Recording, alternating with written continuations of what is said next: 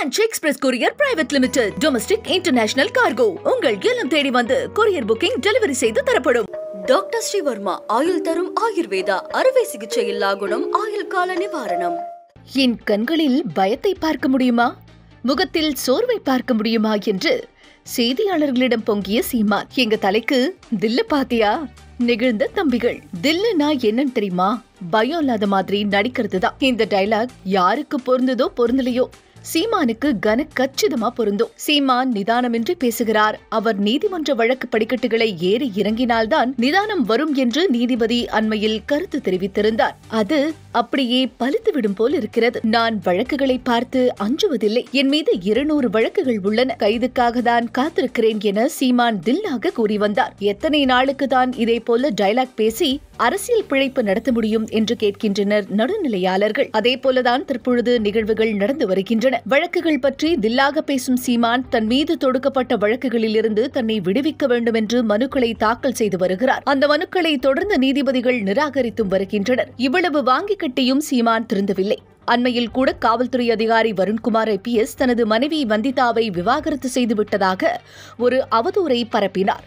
இதற்கு உடனடியாக பதிலளி கொடுத்த வருண்குமார், திரள்நீதி திருடர்கள் எந்த அளவுக்கு தரம் தாழ்ந்து போய்விட்டனர் என்று பாருங்கள் எனவும் அவர்களது நிலைமையை பார்த்தால் பரிதாபமாக உள்ளது என்றும் குறிப்பிட்டிருந்தார். இந்த சூழலில் சீமான் தன்னை திருமணம் செய்து கொள்வதாக கூறி ஏமாற்றியதாக விஜயலட்சுமி தொடர்ந்த வழக்குதான் சீமானுக்கு மூச்சு முட்ட வைத்துள்ளது. இந்த வழக்கு தொடர்பான விசாரணையின் போது விஜயலட்சுமி சீமானின் முதல் மனைவியா என்று கேட்டார் நீதிபதி. மதுரையில் விஜயலட்சுமியை சீமான் மாலை மாற்றி திருமணம் செய்து கொண்டதாகவும் அவரை பல முறை கட்டாயப்படுத்தி பழகியதாகவும் போலீஸ் தரப்பில் தெரிவிக்கப்பட்டுள்ளது. கண்டிப்பாக வழக்கை தள்ளுபடி செய்ய முடியாது என்றும் நீதிமன்றம் தெரிவித்துவிட்டது. மனதில் ஏற்பட்ட அதிர்ச்சியை தாங்கிக் கொண்டு கண்களில் தைரியத்தை வரவழைத்துக் கொண்டு செய்தியாளர்களை சந்தித்தார் சீமான். ஆனாலும் முகம் கொஞ்சம் வாட்டம்தான். தன்னை அலைக்கழைத்து சோர்வை ஏற்படுத்தவே இதுபோல அரசு செய்வதாகவும் தனது முகத்தில் துளியாவது சோர்வை பார்த்தீர்களா என்றும் சீமான் அடக்க உடக்கமாக கேட்டார். அதேவேளையில் சீமானிடம் சில நியாயமான கேள்விகளை வைக்கின்றனர் நடுநிலை பத்திரிகையாளர்கள். தன் மீது தவறு இல்லாத சீமான் வழக்குகளிலிருந்து ஏன் விடுதலையாக வேண்டும் என்று மனு தொடுக்க வேண்டும்? விஜயலட்சுமி விவகாரத்தை பொறுத்தவரை எந்த இடத்திலும் சீமான் மறுக்கவில்லை. முதலமைச்சரையோ துணை முதலமைச்சரையோ பெரியாரையோ திராவிட சித்தாந்தத்தையோ தரம் தாழ்த்தி தலதறிக்க இழிவாக பேசும் சீமான் தன் மீது தவறு இல்லை என்று ஒரு முறை கூட தெரிவிக்கவில்லை. பொய்யாக ஜோடிக்கப்பட்ட வழக்கு என்றால் நீதிமன்றத்தில் நிரூபித்து காட்டட்டும் என்று நெஞ்சை உயர்த்தியும் சொல்லவில்லை. ஆனாலும் அப்படியே மெயின்டைன் பண்றா சூனாவானா என்ற தொனியில்தான் செய்தியாளர்கள் மத்தியில் காது கிழிய பேசுகிறார்.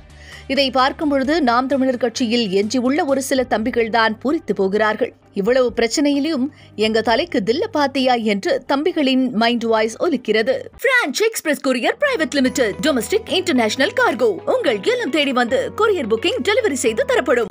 டாக்டர் ஸ்ரீவர்மா ஆயுள் தரும் ஆயுர்வேதா அறுவை சிகிச்சை இல்லா குணம் ஆயுள் கால நிவாரணம்.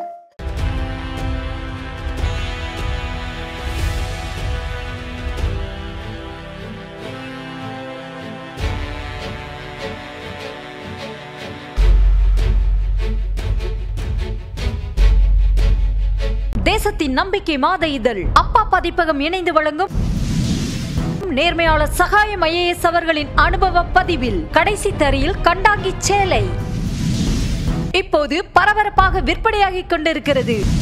புத்தகத்திற்கு உடனே அழையுங்கள் 701002 9823 9315077173 மற்றும் 8925917667. கடைசி தரியில் கண்டாங்கி சேலை. குறைவா மதிப்பீங்க மிஸ்டர் நிவாஸ். லஞ்சம் தவிர்த்து நெஞ்சம் நிமிர்த்தி வாழ்ற போலீஸ்காரங்க தமிழ்நாடு காவல்துறை.